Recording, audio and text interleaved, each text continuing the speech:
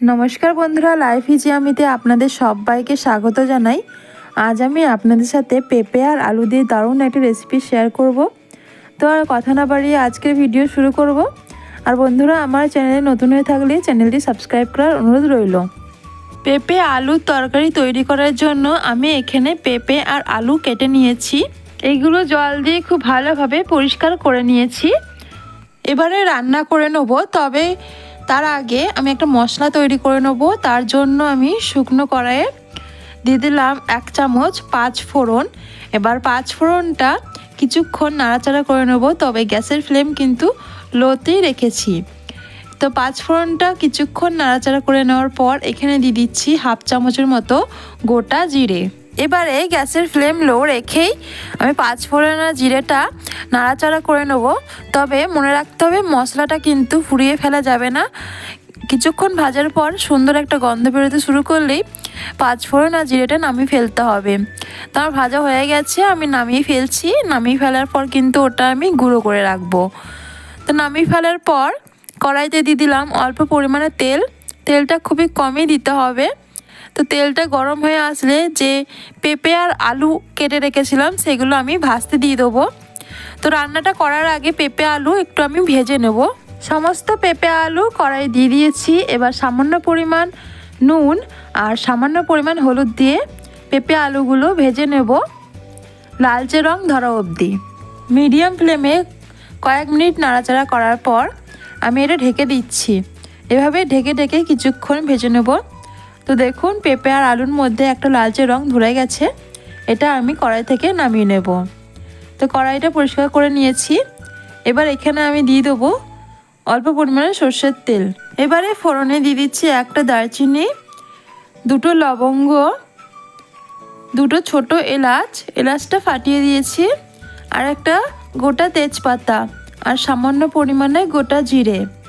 এবারে ফোড়নটাকে তেলের মধ্যে কিছুক্ষণ নাড়াচাড়া করে নেব। ফোড়নটা ভাজা হয়ে গেলে এখানে আমি অ্যাড করে দিচ্ছি একটা মিডিয়াম সাইজের পেঁয়াজ কুচি। তো পেঁয়াজটা দেওয়ার পর আমি এটা নেড়ে চেড়ে খুব ভালো করে ভেজে নেব। এতে একটু সময় ধরে পেঁয়াজটা লালচে লালচে করে ভেজে নিতে হবে। পেঁয়াজটা খুব লালচে করে ভেজে নিয়েছি। এরপর এখানে দিয়ে দিচ্ছি 1 চামচের মতো গ্রেট করে রাখা আদা আর রসুন। আপনারা এখানে আদা রসুনের পেস্ট ব্যবহার করতে পারেন। আমি এখানে খুব মিহি করে গ্রেট করে নিয়েছি। এবার আদা আর রসুন দিয়ে পেঁয়াজের সাথে নেড়েচেড়ে খুব ভালো করে ভেজে নেব। যতক্ষণ না আদা রসুনের কাঁচা গন্ধ চলে যাচ্ছে ততক্ষণ আমি এটা ভেজে নেব। পেঁয়াজের সাথে আদা রসুন খুব ভালো করে ভেজে নিয়েছি। এবার আমি এখানে গুঁড়ো মশলা দিয়ে দেবো। তো প্রথমে এখানে দিয়ে দিলাম 1/2 চামচের মতো হলুদ গুঁড়ো। এবারে ঝালের পরিমাণ অনুযায়ী লাল লঙ্কার গুঁড়ো 1/2 চামচ। তরকারি খুব সুন্দর একটা কালার হওয়ার জন্য কাশ্মীরি লাল লঙ্কার গুঁড়ো 1/2 চামচ। এরপরে জিরে গুঁড়ো আর ধনে গুঁড়ো আমি 1/2 চামচ করে দিয়ে দিচ্ছি।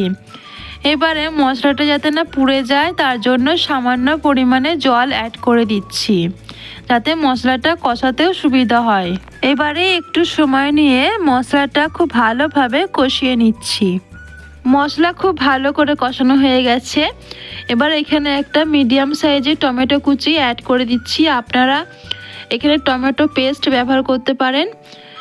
তো আমি এখানে টমেটো কুচি অ্যাড করে টমেটোর সাথে মশলা নেড়েচেড়ে খুব ভালো করে মিশিয়ে নিয়েছি।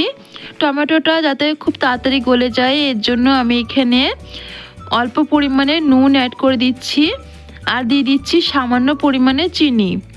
নুন আর চিনি দিয়ে মশলার সাথে খুব ভালো করে এটা আমি কষিয়ে নিচ্ছি টমেটো গলে যাওয়া অবধি। তো বন্ধুরা, আজকের ভিডিওটা আপনাদের কেমন লাগছে অবশ্যই কিন্তু কমেন্ট করে জানাবেন। আর ভিডিওটি ভালো লেগে থাকলে ভিডিওটিতে একটি লাইক করবেন, আর আমার চ্যানেলটি সাবস্ক্রাইব করে রাখবেন এরকম নতুন নতুন ভিডিও পাওয়ার জন্য। তো দেখুন, মশলা খুব ভালো করে কষানো হয়ে গেছে।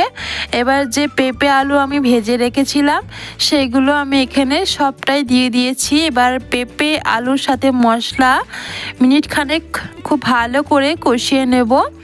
এতে করে পেঁপে আলুর মধ্যেও মশলা কিন্তু খুব ভালোভাবে ঢুকে যাবে। পেঁপে আলু খুব ভালো করে কষিয়ে নিয়েছি। এবার আমি এখানে ঝোলের জন্য জল দিয়ে দেবো। তো আমি এখানে পরিমাণ মতো জল দিয়ে দিচ্ছি, পরিমাণ মতো জল দিয়ে দিয়েছি। এবারে তরকারিটা ফুটে ওঠার অপেক্ষা করব। তো গ্যাসের ফ্লেম হাই করে আমি তরকারিটা 2-3 মিনিট ফুটিয়ে নেব। তো দেখুন তরকারিটা কিন্তু আমি 2-3 মিনিট ফুটিয়ে নিয়েছি। এবার গ্যাসের ফ্লেম লো করে এটা আমি ঢাকা দিয়ে দেবো 6 থেকে 7 মিনিটের জন্য। তবে মাঝে মধ্যে কিন্তু ঢাকনা খুলে তরকারি নেড়ে চেড়ে নিতে হবে। তো ফিরে এলাম 6 থেকে 7 মিনিট পর। তরকারির ঝোলটা দেখুন অনেকটাই কিন্তু শুকিয়ে এসছে, আর তরকারির পেঁপে আলু খুব ভালো মতো সিদ্ধ হয়ে গেছে। তরকারিটা কিন্তু এরকম মাখা মাখাই হবে, এর থেকে বেশি ঝোল কিন্তু তরকারিটাই ভালো লাগবে না, তাই আমি তরকারিটা মাখা মাখাই তৈরি করেছি। এবার এখানে আমি অ্যাড করে দিচ্ছি 3-4টে চেরা কাঁচা লঙ্কা, তরকারির একটা ফ্রেশ ফ্লেভার আনার জন্য। আর যে 5 ফোড়ন আর গোটা জিরে দিয়ে যে আমি মশলা গুঁড়ো করে রেখেছিলাম, সেটা আমি এখানে সবটাই কিন্তু অ্যাড করে দিচ্ছি। সব কিছু দিয়ে তরকারি খুব ভালো করে নেড়েচেড়ে মিশিয়ে নিচ্ছি। এরপর আমি গ্যাসের ফ্লেম লো করে এটা কিন্তু 2 মিনিট রেখে দেবো। তরকারি খুব ভালো করে নেড়েচেড়ে মিশিয়ে নিয়েছি। ঢাকা দিয়ে এটা আমি 2 মিনিট রেখে দিলাম। তো ফিরে এলাম 2 মিনিট পর। তরকারির ঢাকনাটা খুলে তরকারিটা খুব ভালো করে নেড়েচেড়ে মিশিয়ে নিচ্ছি। এবার আমি এখানে সব শেষে অ্যাড করে দিচ্ছি ধনেপাতা কুচি। তো ধনেপাতা কুচি দিয়ে তরকারিটা খেতে কিন্তু খুবই ভালো লাগে। তো ধনেপাতা কুচি দিয়ে তরকারিটা খুব ভালো করে নেড়েচেড়ে মিশিয়ে নিচ্ছি। পেঁপে আলুর তরকারি একদম রেডি। আমি এটা 2-3 মিনিট স্ট্যান্ডিং টাইম দেওয়ার পর আপনাদের সার্ভ করে দেখাচ্ছি। তো বন্ধুরা, এই ছিল আজকের রেসিপি। আজকের রেসিপিটা আপনাদের কেমন লাগলো অবশ্যই কিন্তু কমেন্ট করে জানাবেন। আর এইভাবে পেঁপে আলুর তরকারি আপনারা বাড়িতে তৈরি করে খাবেন, আশা করছি আপনাদের অনেক ভালো লাগবে। আর আজকের ভিডিওটা ভালো লেগে থাকলে লাইক অ্যান্ড সাবস্ক্রাইব করে দিয়ে পাশে থাকবেন এরকম নতুন নতুন ভিডিও পাওয়ার জন্য। তো আজকের মতো এ অবধি, আবারও হাজির হব অন্য কোনো দিন নতুন কোনো রেসিপি নিয়ে। ততক্ষণ ভালো থাকবেন, সুস্থ থাকবেন, ধন্যবাদ।